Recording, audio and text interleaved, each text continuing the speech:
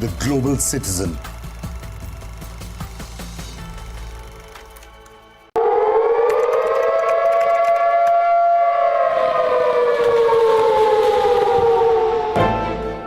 You don't know how to fix the holes in our ozone layer.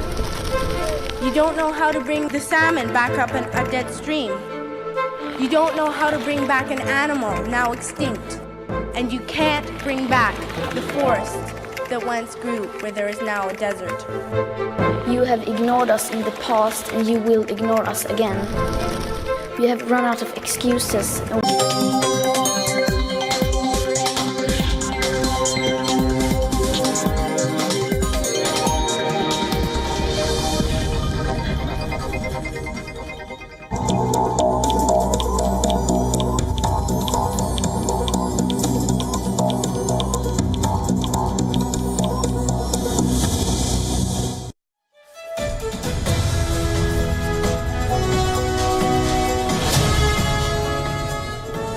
Hello and welcome. You're watching Gravitas. My name is Priyanka Sharma. Here's our show for tonight.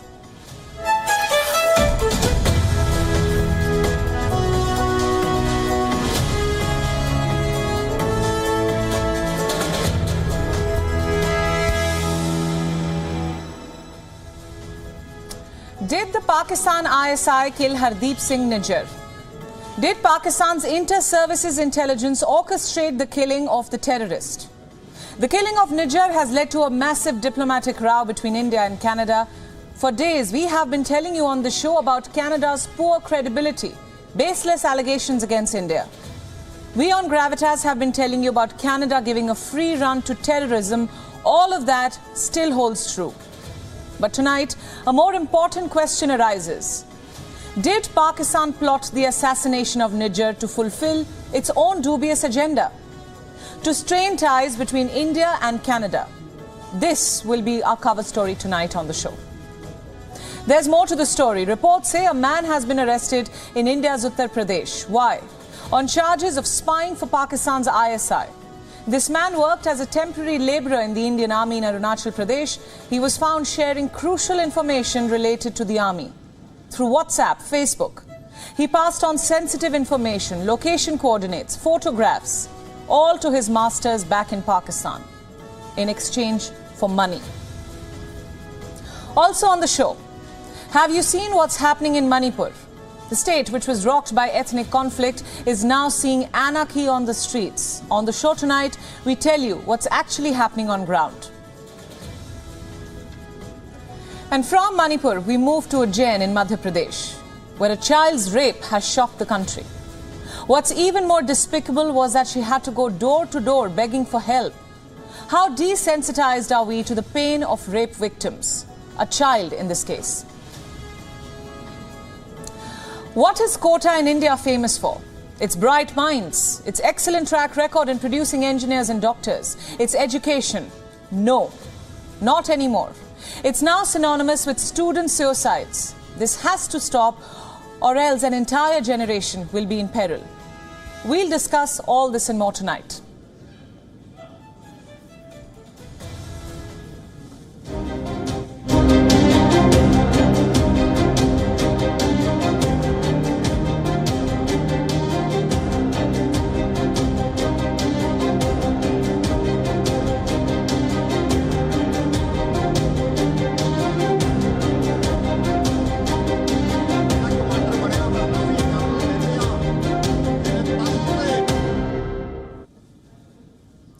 Did Pakistan's spy wing plot Nijjar's murder to strain India-Canada ties? If reports are to be believed, it seems to be right out of the ISI's playbook. We know that Pakistan's ISI aids and abets Khalistani secessionist forces, so it would not be surprising. The Pakistani intelligence wing is notorious for fomenting trouble in India. And if these reports are true, Canadian Prime Minister Justin Trudeau just got played on his own turf. Here's what reports say. The entire incident is a conspiracy by Pakistan, a conspiracy woven by the Pakistani spy agency, the Inter-Services Intelligence or ISI. The Pak ISI reportedly orchestrated the killing of Hardeep Singh Nijjar in Canada, the Khalistani terrorist who was killed earlier this year by unknown assailants. The investigation into his murder is currently underway. But his killing, which took place 3 months ago, is at the center of the diplomatic standoff between India and Canada. His killing has put a major strain on the otherwise friendly nations' relationship. According to reports, the Pak ISI hired criminals to pressure Nijjar into supporting terrorists and Khalistani gangs in Canada. It is now being reported that after Nijjar's death, Pakistan is looking for a replacement for the Khalistani leader. And if the current spat initiated by Trudeau isn't bad enough, the Pak ISI is also reportedly planning to assemble a group of separatist terrorists in Canada to put more strain on India-Canada ties.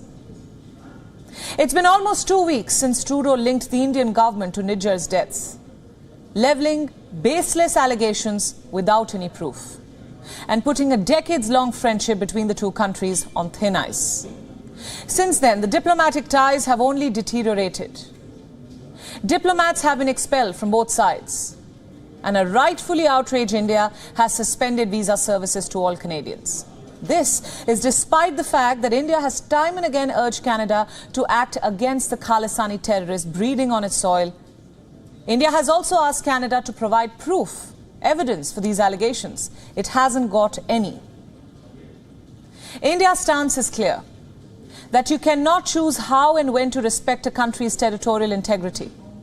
You cannot interfere in a country's affairs on a whim. This was reiterated at the 78th UN General Assembly session, where India's Foreign Minister S. Jaishankar said that respect for territorial integrity and non-interference in internal affairs cannot be exercises in cherry-picking. He asserted that the days when a few nations set the agenda and expected others to fall in line are now over. Yet, 10 days later, we see zero arrests, zero proof. What we have is fear among the Indian diaspora living in Canada, all because of threats coming from Khalistani forces who are asking them to leave the country where they have set up a life. But let's return to Nijjar's killing now. Some other reports say that the ISI wanted Nijjar to support the gangsters who recently arrived in Canada in the past 2 years. However, Nijjar leaned more towards supporting pro-Khalistanis, and all this conflicted with the ISI's agenda. To make matters worse, Nijjar's death strains Indo-Canadian ties, a win, a big win for the Pakistan spy agency. But it doesn't end there. Reports indicate that the ISI is actively seeking Nijjar's replacement and mobilizing more terrorists within Canada. Now we know that Nijjar was running a terror ecosystem on Canadian soil, unchecked, undetected. We know that he was in close touch with other terrorists based out of Pakistan. We know that in 2012, Nijjar visited Pakistan and came in touch with Jagtar Singh Tara, the chief of Babar Khalsa International, another banned terror outfit. Tara supplied him with arms and trained him in assembling IEDs in 2012 and then again in 2013. I'm not telling you this, it's all there in fine print in the dossier that was prepared by Indian investigative agencies. Since the row broke out, the role of the Pak ISI has come under scanner many times. Indeed, the so-called Khalistan movement has a strong Pakistani intelligence footprint. It is evident in their strategy, their tactics, their information warfare, and the operational matters of terrorist activities. Moreover, Pakistan has decades of experience in manipulating Western societies and spreading false anti-India propaganda. It provides a perfect blueprint for Khalistani groups to follow. Following the Pak ISI's playbook, Khalistani groups like the SFJ, Sikhs for Justice, and others disguise themselves as human rights organizations seeking legitimacy in the Western world. We all know they are far from them. An easy feat, since the West believes that it is the sole torchbearer, the sole arbiter of democratic values.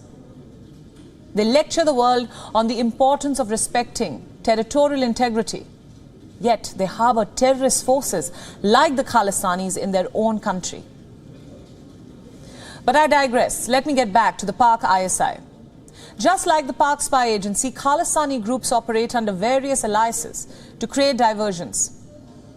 But what you won't catch Khalistanis do ever is raise the issue of ill treatment, forced conversions, abductions, and the cultural genocide of Sikhs in Pakistan and Afghanistan by Islamic extremists. Why is that? That is the Khalistani modus operandi. Naturally, when reports suggest that the Pak ISI may be involved in Nijjar's killing, it doesn't sound so shocking after all when you think about it, when you connect the dots. So, India's outrage at Canada for allowing this to happen is justified. The truth is that Canada has turned a blind eye to all the evidence presented by India for years now. It has turned a blind eye to hard facts, staring it in the face. It has turned a blind eye when Indian consulates have been attacked. It has turned a blind eye when Indians in Canada have been threatened openly. It chooses to ignore the Kill India posters that were circulated earlier this year by Khalistani forces. These posters had targeted Indian diplomats and ignored the risks to their safety. And now Khalistani elements feel emboldened. A few days ago, Khalistani terrorist and leader of the so-called Sikhs for Justice, Gurpatwant Singh Pannu, had issued a threat to Hindus. And now pro-Khalistani graffiti has been found written on the walls of Kashmiri Gate flyover here in the Indian capital, New Delhi. Slogans such as Delhi Banega Khalistan and Khalistan Zindabad SFJ were found sprayed in black on the walls of the Kashmiri Gate flyover, which connects North Delhi and Southeast Delhi, and some other places as well. The Delhi police is currently probing the incident. It is important to note that Western nations have been reluctant to grasp India's concerns and fight against Khalistani extremists. And so, if this pattern continues, it could pose a significant obstacle in building trust between West and India. Our next story tonight is about Manipur, a state in India racked by ethnic violence. For months now, it has witnessed several cycles of unrest. 48 hours back, there was another major flare-up, this time in Imphal, the state's capital. On Tuesday and Wednesday, there were multiple protests in Imphal. Why? Over the murder of 2 local students. Let me give you some context. The 2 students in question are from the Meitei community. 3 months back, they went missing under mysterious circumstances. On Tuesday, photographs of the 2 students surfaced on social media. The photos showed the students sitting in a green outdoor area while 2 men carrying arms were seen standing behind them. The students are now presumed to be dead. This led to demonstrations. Hundreds of students, mainly from the Meitei community, hit the streets. The protests were initially restricted to chanting slogans and staging sit-ins. But on Wednesday evening, they took a violent turn. The protesters started clashing with security personnel, prompting forces to fire several rounds of tear gas shells. The protesters also blocked roads with burning tires, boulders and iron pipes. A mob also vandalized the office of the Deputy Commissioner and torched several four-wheelers nearby. An office of the BJP in the city's Thobal district was also set on fire. A mob also tried to march towards the Chief Minister's residence but was intercepted. Scores of demonstrators and security personnel were injured in the ensuing clashes. In a nutshell, it was absolute anarchy. There's no other word for it. Given the state of affairs, the Manipur government and central authorities had to take some concrete steps. They extended the Armed Forces Special Powers Act, or AFSPA, by 6 months. The ban on mobile internet services was also reimposed, and a curfew has now been put in place in several parts of the city. Several districts of Arunachal Pradesh have also been declared as disturbed areas.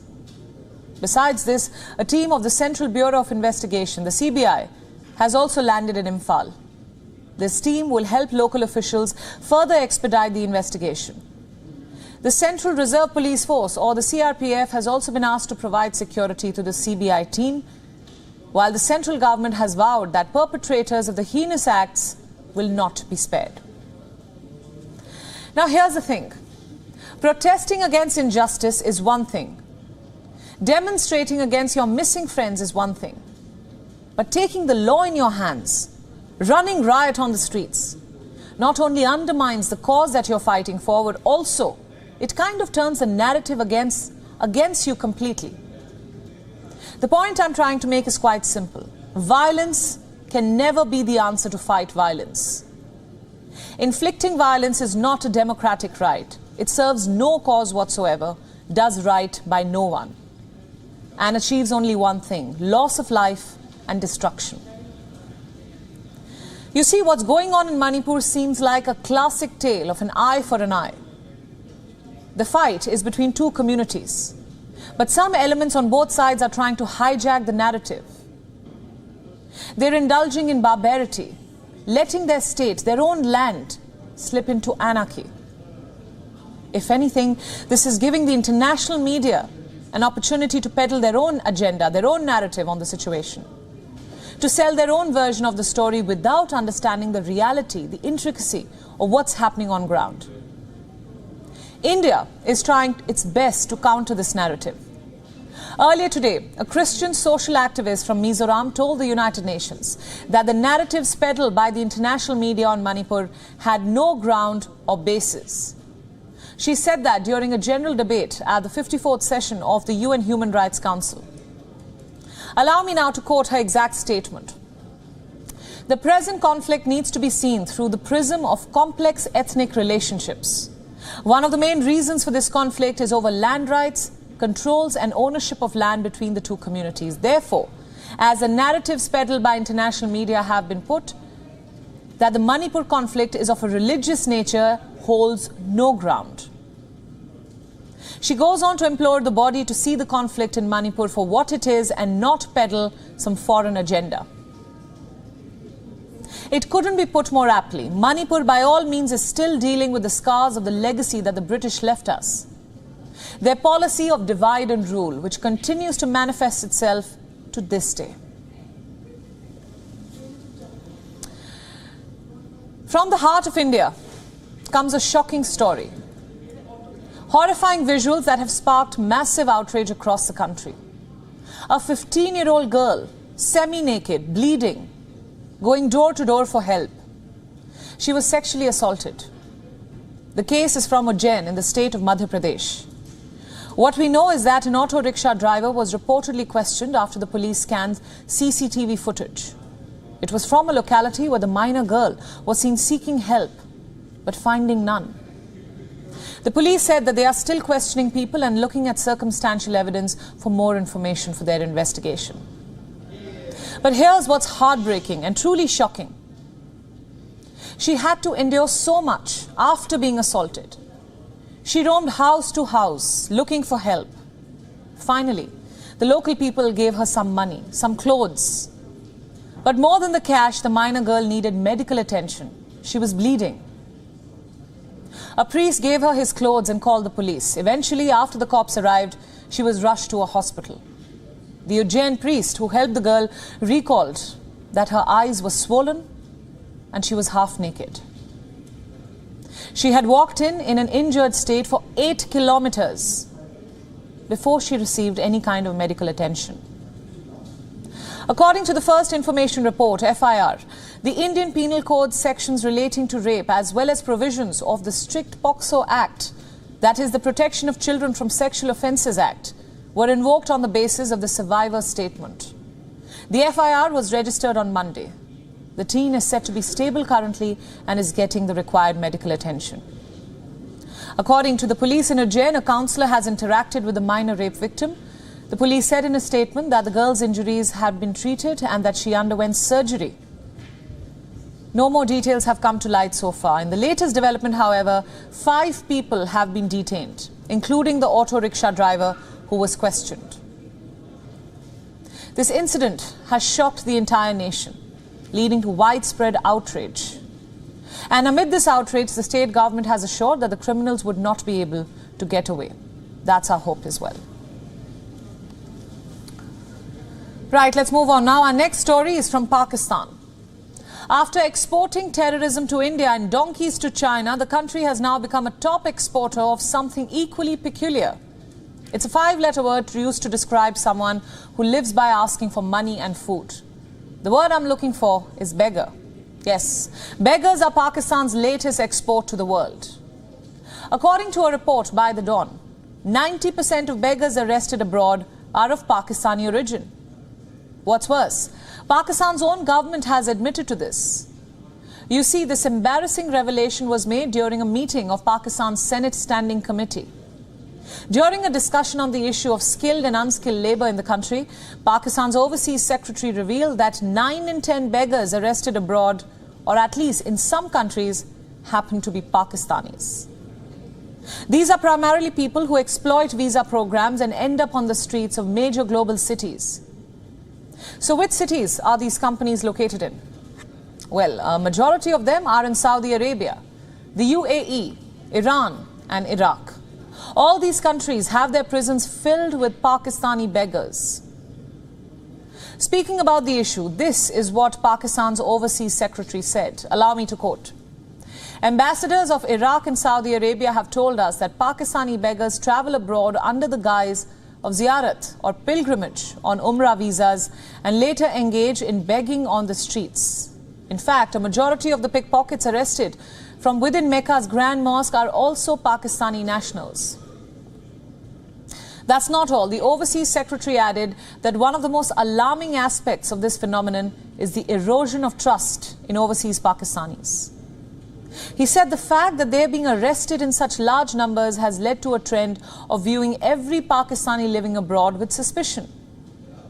This in turn has led to a rising number of cases of Pakistanis being deported. I'm quoting his statement once again. Iraq and Saudi Arabia continuously complain that we are sending criminals to their countries and their jails are overcrowded with Pakistani beggars. This is a serious issue of human trafficking. It certainly is. It's also a matter of immense shame, embarrassment, especially if you compare this story with the growth story of Indians living abroad. Indians today are leading almost every sector globally. From Microsoft's Satya Nadella, to Google's Sundar Pichai, to IBM's Arvind Krishna, to Adobe's Shantanu Narayan. There's no dearth of Indian CEOs in international companies. Interestingly, a Pakistani minister even acknowledged the achievements of India and Indians during the meeting. His name is Rana Mahmoodul Hassan. He's a Pakistani senator, and this is what he said. India has reached the moon while we stumble every day. Our people are ready to work on wages lower than those of workers of Nepal and India. We have 50,000 unemployed engineers in Pakistan. It's time we focus on sending skilled labor abroad. It's a telling statement about the affairs in Pakistan as of now. So Pakistan knows what the problem is. It has the intention to fix the problem, but the question is, can it do so? I mean, the country is facing so many overlapping crises, a concoction of political, social and economic mess. By all means, the issue of beggars is going to get overshadowed in the days ahead. We've been here before. Pakistan's economy is in the ICU. The politicians are at war. The army is low on cash. And the people of Pakistan are crying for help. There's a shortage of medicines. Food prices are touching the skies. The currency is falling like a bungee jumper. Terror attacks have risen in number. And the country's GDP is breaking records in a race to the bottom spot. And now you have overseas prisons brimming with Pakistani beggars. It seems the country is on an endless trajectory of doom.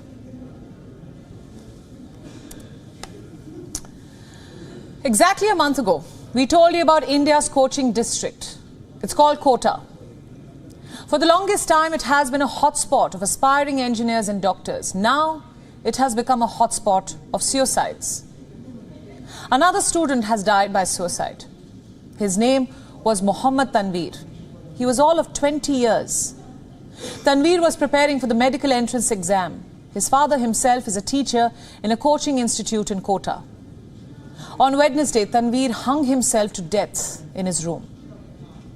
He became the 26th student to take his own life this year. Let me repeat that. There have been 26 suicides in 9 months. Last year, the figure was 15. A year before, it was 9. Do you see the trend? The number of suicides declined during the pandemic, but since then, it has shot up by a staggering 60%. In 2018, there were 12 suicides. In 2017, there were 10. As you can see, save for the pandemic years, the number has only risen. Now, you may think this is just a story of grim numbers, but it's actually a story of lives. A story of bright futures filled with potential, lost too soon. These are young students we are talking about, mostly in their teens. At such a young age, they lost their will to live. Why? The list runs long and we can only guess. But try to put yourself in their shoes. These students compete with hundreds of thousands of other students for a seat in a prestigious college. The seats remain limited, only a couple of thousands. But each student harbors the dream of grabbing one. I'm not just saying that. I have facts and figures for you. This is the Indian Institute of Technology, or IIT, India's most prestigious engineering institute. Peep into any Indian household right now and there will be a child engrossed in books, hoping to crack the highly competitive exam. There are 23 IITs across India. In total, there are 17,385 seats. And this year, more than 1,113,000 students registered for the JEE mains exam. Over 1 million students fighting for some 17,000 seats. The odds are against them. You and I can't even imagine how immense the pressure to succeed is, unless you know a child who is sitting for this exam. There's neck-and-neck competition from peers, crippling fear of failure, the weight of parents' dreams, their expectations on a kid's fragile shoulders. But should we blame the parents? Not really. They just want the best for their kids. The students also see their parents making sacrifices, putting the child's needs over theirs. Many feel that they need to pay them back somehow. Letting them down is the last thing they would want. Being a student in Kota is not easy. Day in and day out, the students are fed dreams of that one prestigious college seat, of becoming a doctor and an engineer, and if not, ending up being a failure. Because in Kota, a third career option doesn't exist. With those dreams come hopelessness, despair, a futile comparison with others, a feeling of not being good enough, of not being understood, and ultimately a feeling of being alone. It reduces your life to just one exam. And that's the problem. Nobody just throws their life away over nothing. The students needed help. They didn't know of a way to ask for it. You may say the kids were naive, but what were the wise and knowing adults doing about it? Not enough, not nearly enough. In August, Kota's district administration halted tests and examinations at coaching centers for 2 months. It is also trying to make student hostels and other accommodations suicide-proof. How so? By installing spring-loaded fans so that students don't hang themselves to death. I'm not making this up. Balconies are being covered with anti-suicide nets so that students don't jump off. What's next? Will the hostel wardens start confiscating sharp objects from students too? No pencils, no pens. Is this a joke? Is there any limit to this? Why not suicide-proof the system instead? Coaching hubs are also roping in wardens, mess workers and tiffin service providers to look for signs of depression or stress among the students. Are they qualified to do so? Little do they know, just like these kids are being trained to crack the exam, they're also being trained to hide their pain. So how can we really help? At the risk of sounding preachy, maybe it's time to change our mindset and our system too. Maybe it's time to start accepting jobs other than engineering and medicine. Maybe it's time to celebrate your child's values, his innocence, and not just his ability to crack an exam, to get the perfect 100 score.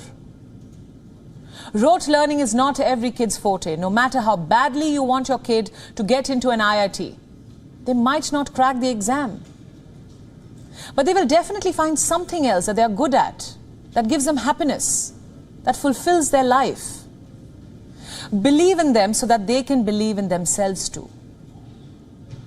I want to tell every parent today, talk to your child. Tell them you love them no matter what. Give them the solace that you'll guide them through life's many struggles as long as you can. Maybe you can't give her the answers to every question. Maybe you can't ensure she cracks that exam. Maybe you can't make life easy for her, but you can tell her that it will all be okay. You have to tell her that no matter what happens, no matter what the exam score is, you're standing with her every step of the way. And that no exam is worth her life. Let's move on to other stories now. Akshata Murthy has decided to shut her startup investment company for the unrest. It was called the Catamaran Ventures UK. And it had its fair share of controversy. Why, you may ask? Over its connection to government grants and taxpayer-funded schemes. Let me explain. Catamaran was founded by UK Prime Minister Rishi Sunak and his wife Akshata Murthy in 2013. Where did the funds come from? From Murthy's generational wealth. Sunak and Murthy are the richest ever occupants of 10 Downing Street. Murthy's father is a co-founder of Indian IT giant Infosys. She owns about 0.9% of the company, which is worth nearly $600 million. The couple invested funds from Akshata Murthy's stake in her father's business, and that's how Catamaran Ventures was born. Since then, it has been on a rocky ride to now being shut down. In 2021, the company had $487,000 in cash. Within a year, it sank to $26,600. Being an investment company, Catamaran had stakes in several businesses. This included Study Hall, an education tech company. Study Hall enjoyed a government grant of $426,000, not directly, but through the arm's length state body, Innovate UK it was called. When this came out in the open, it was met with fierce criticism.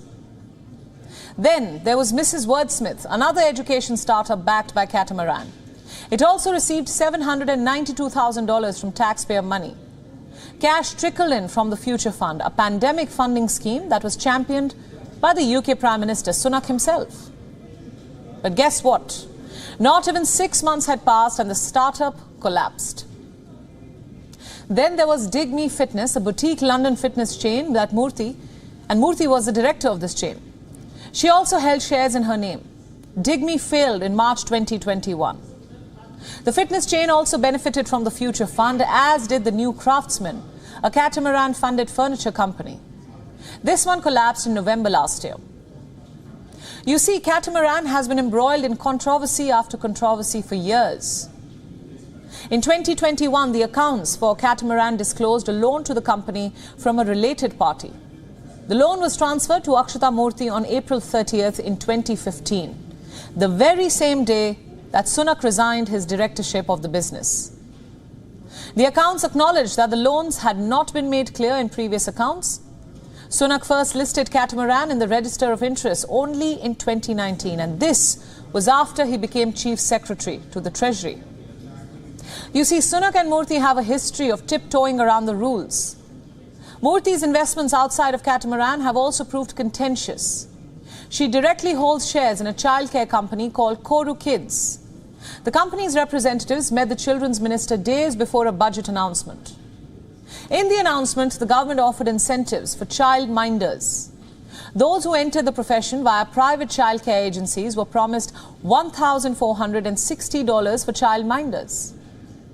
For those who did not, the incentive was halved to $730. Kota Kids, which is a private firm, enjoyed obvious benefits from the announcement.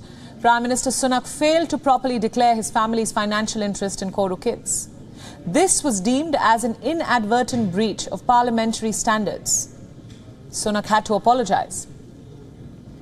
And do you remember how the couple faced criticism when Sunak was finance minister? Murthy had a non-domiciled tax status. What does that mean? It means that she did not pay tax in the UK for her earnings abroad. After much backlash and name-calling, Murthy ultimately gave up the status. She agreed to pay British tax on her global income as well. And how can we forget the Twitter storm over her $47 teacups? The couple's list of troubles runs long. With Catamaran Ventures gone, maybe they will have one less thing to worry about.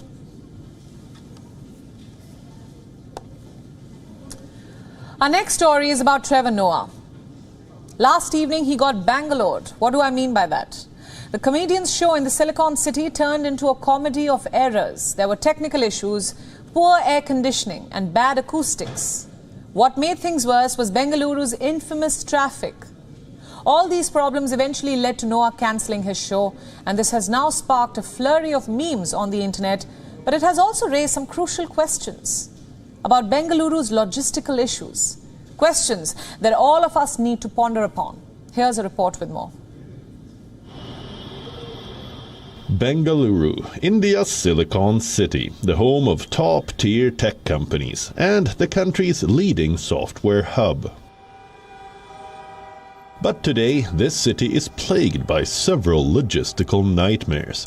It has become synonymous with traffic jams and gross mismanagement at public events. Both these problems manifested themselves in an upsetting way on Wednesday evening. They turned a show by comedian Trevor Noah into a comedy of errors. The former host of The Daily Show was scheduled for an evening show in the city. The show was supposed to begin at 7:30 p.m., but it commenced nearly 30 minutes late, courtesy Bengaluru's infamous traffic.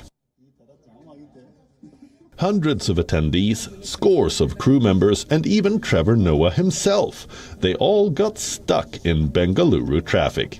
This led to a last-minute delay, with many people even selling their tickets online while being stuck in traffic. The ones who braved the traffic had to deal with more problems, technical issues, bad acoustics, poor air conditioning, and lack of parking space.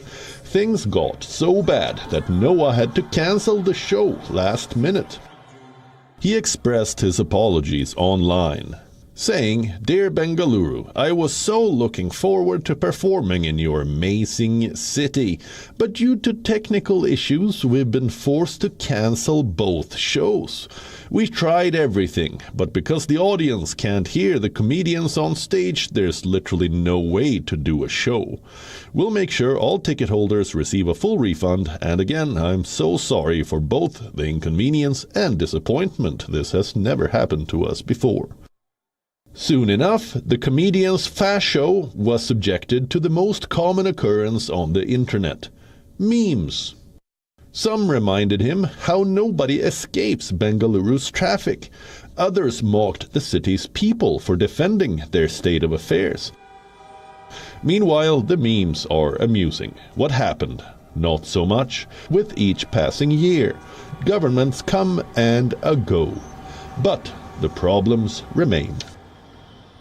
It's time the city's authorities do some introspection and ensure that every relevant authority is held accountable for the issues plaguing the city, to ensure that no international guest gets Bangalored again. How many older people do you see going out on dates? How many older people take a second chance on love? A new show called The Golden Bachelor is redefining romance for the elderly. Viewers will now see women in their 60s compete for the attention of a 70-year-old man.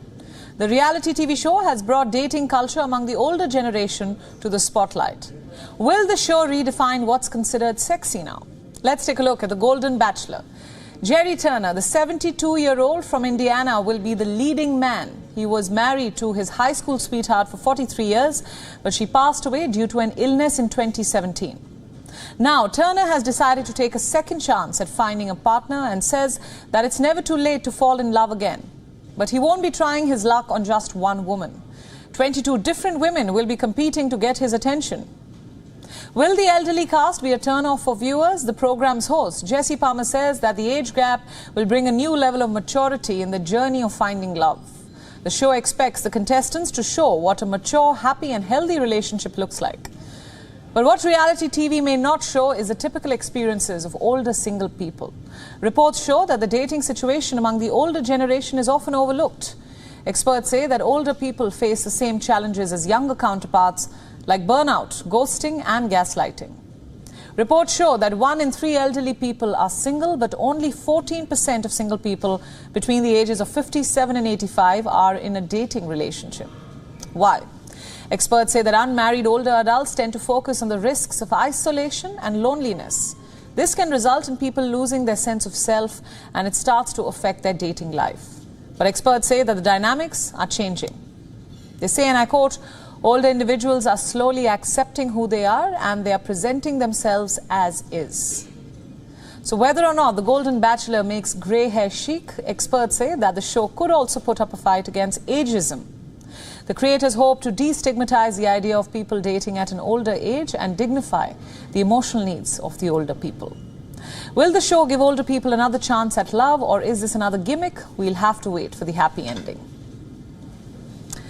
Now, after the massive success of Chandrayaan-3, India's space agency is set for another mission. The ISRO chief, S. Somnath, has confirmed India's mission to the brightest planet in our solar system, Venus. Take a look.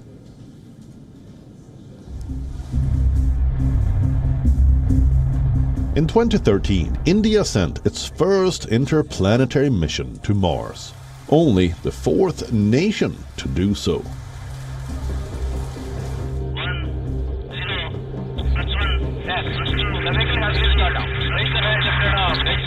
We headed to our only natural satellite in 2008, Chandrayaan-1, India's first mission to the moon. And last month, India became the first nation to land on the south pole of the moon. India's space agency then turned its gaze towards our star, launched on the 2nd September. Aditya L1 is India's first space-based mission to study the sun. India's Aditya mission is studying the sun and its interactions with the Earth's magnetic field. India also plans to send astronauts to space by 2025, but that's not all. India aims to venture even further into space. ISRO announced that its mission to Venus has been configured. The mission, unofficially known as Shukrayaan, from Sanskrit words Shukra, which means Venus, and Yana, or vehicle, is expected to launch in the coming years. Venus is the brightest planet in our solar system. The mission aims to study the surface and atmosphere of Venus. It's a truly alien world. The atmosphere is notoriously thick and filled with acids. The atmospheric pressure on Venus is about 100 times that of Earth, making it a challenging environment for exploration. Clearly, Indian scientists have their eyes fixed on the cosmos, using indigenous technologies and the world's most cost-efficient rockets and gadgets. India is cementing its place as a space power.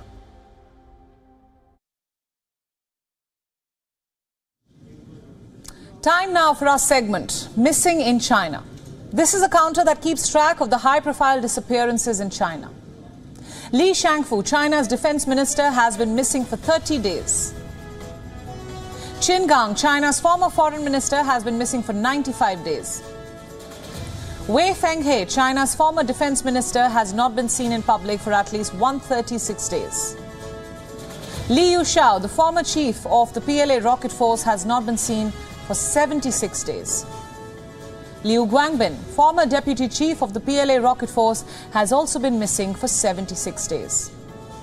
We ask the Chinese authorities to address these missing cases. The families of these officials deserve an answer, as does the world. We will continue to remind China once again tomorrow, because we will not forget. Time now to take a look at what else is making news around the world in Gravitas Global Headlines. More than 70,500 refugees have fled Nagorno-Karabakh for Armenia in a matter of days after Azerbaijan's offensive, says Yerevan. That's roughly 85% of the 120,000 ethnic Armenians who lived in the enclave till last week. Ahead of India's Foreign Minister S. Jaishankar's meeting with US Secretary of State Antony Blinken, US hints it has asked India and Canada to cooperate on the Khalistani row. The issue is expected to come up prominently during the talks. North Korea adopts constitutional amendment on use of nukes, pledging to accelerate production of nuclear weapons to deter what the country's leader, Kim Jong-un, called US provocations. Cloud of red smoke shrouds Tashkent hours after a powerful explosion at the airport that killed one person and injured 162 and damaged several buildings. A probe has been launched into the cause of the blast. Global science community condoles the death of M.S. Swaminathan, legendary agricultural scientist and a key architect of India's Green Revolution. Indian Prime Minister Modi hails Swaminathan's contribution. Taiwan unveils its first indigenous submarine amid soaring tensions with China. Reacting sharply to the news, Beijing calls it a major provocation. Torrential rain floods Greek city of Volos' streets, homes and businesses 3 weeks after devastating storm Daniel killed 16 people in the wider region. Switzerland's glaciers are shrinking at a mind-blowing rate, shows recent data. A total of 10% of glacier ice volume had disappeared over a period of just 2 years. Soaring temperatures are causing unprecedented melting. Ravichandran Ashwin has replaced the injured Akshar Patel in India's final 15-member squad for the ODI World Cup. Ashwin and Virat Kohli are the only two members from the 2011 World Cup winning squad. Police on Thursday raided Spain's football refereeing headquarters as part of a probe into claims FC Barcelona paid for favourable decisions in a fresh blow for Spain's scandal-hit Football Association. And it's indeed a sad day for us muggles and for all Harry Potter fans. Michael Gambon, who played the head of Hogwarts, Albus Dumbledore, in the famed Harry Potter series, has passed away. He succumbed to a bout of pneumonia at the age of 82. Potterheads around the world are bereaved. Gambon is gone, but his magic will continue to stay in all our hearts. We end Gravitas tonight with our ode to Dumbledore and the man who brought him to life. Thanks for watching. I'll see you tomorrow. Michael, straight ahead, please.